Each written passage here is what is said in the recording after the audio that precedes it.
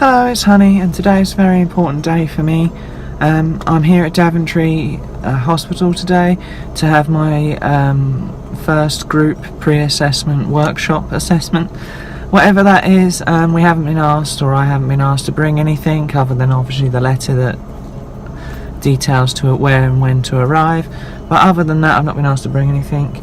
I have brought a lot of documentation with me, simply in case there's any forms I can fill in and help to expedite the process by having them with me now. But yeah, I've come hopefully with an open mind and a view, hopefully find out what this is all about and see if I can what I can get out of this service and if it's going to benefit me in any way. I will catch up with you later after I've had my meeting. Bye. Hello, it's Honey again, and I've come out of my pre-assessment workshop now.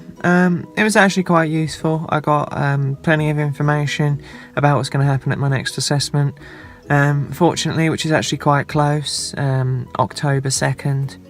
And then I also, through my own choice, I also have a counselling meeting as well booked to try and help me with confidence issues and things. I found out a lot of useful information, stuff which I'll try and condense down into a more useful video later, either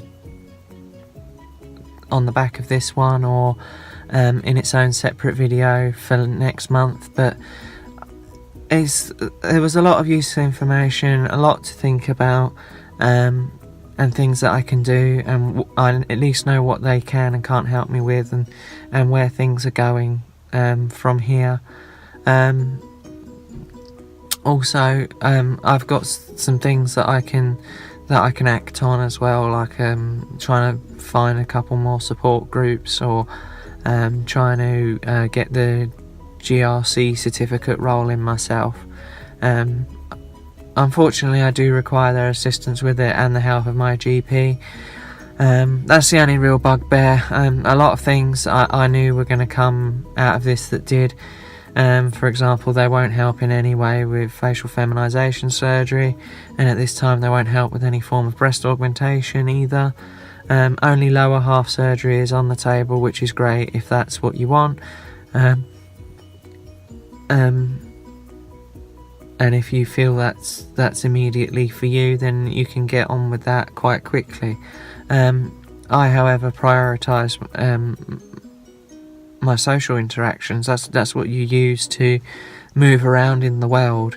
I know some people are tough enough and brave enough to be like, oh, I don't care what other people think, but unfortunately I do care what other people think to a certain degree. Not so much their opinions of me, that doesn't bother me, but initial perception and things like that they do matter to me, and I want to get to a place where I can interact with people and tell them on my own terms that I'm transgender. I'm not ashamed of it or anything, but I want to be able to tell them that on my own terms, not have it immediately spelled out by certain features of my body that are or are not there. And it's just, obviously, they won't help with any of the cosmetic stuff, basically. So I'm going to have to carry on with plan A and do that privately. Somehow, and then on top of that, I've just got all the GRC stuff and things like that all this stuff requires support from your GP rather,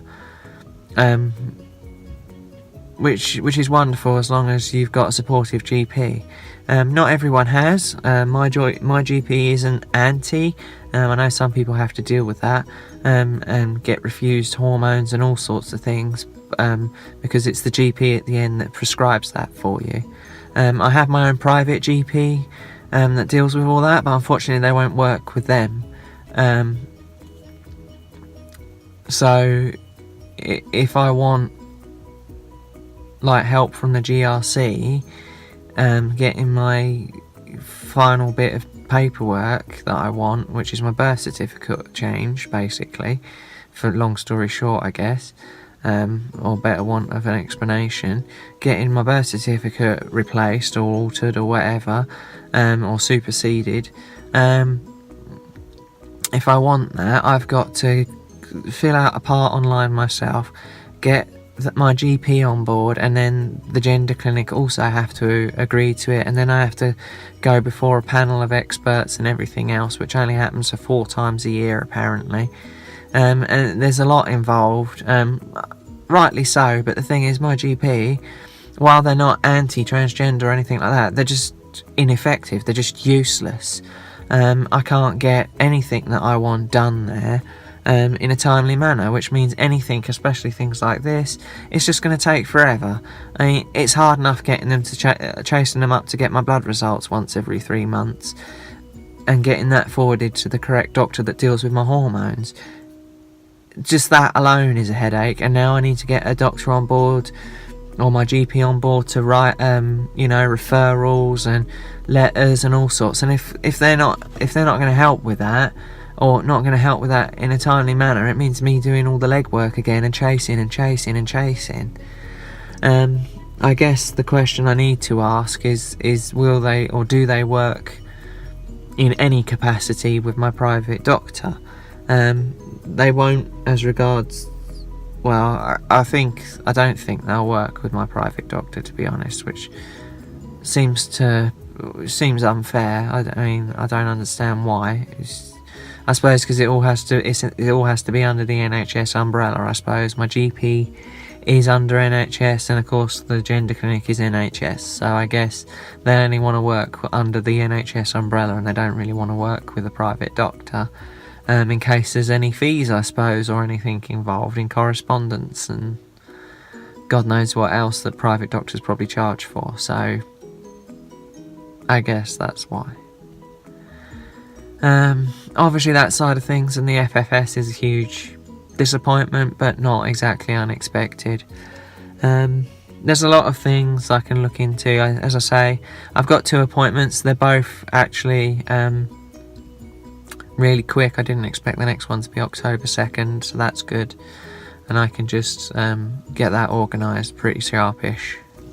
So that's a positive, and I've got more information. I know what I need to bring, what I need to do. Yeah, there's some odd bits that I'll go into later, but for now, yeah, that's initial response is fairly positive. It was pretty good. Thank you for watching, and I'll catch up with you again later. Bye.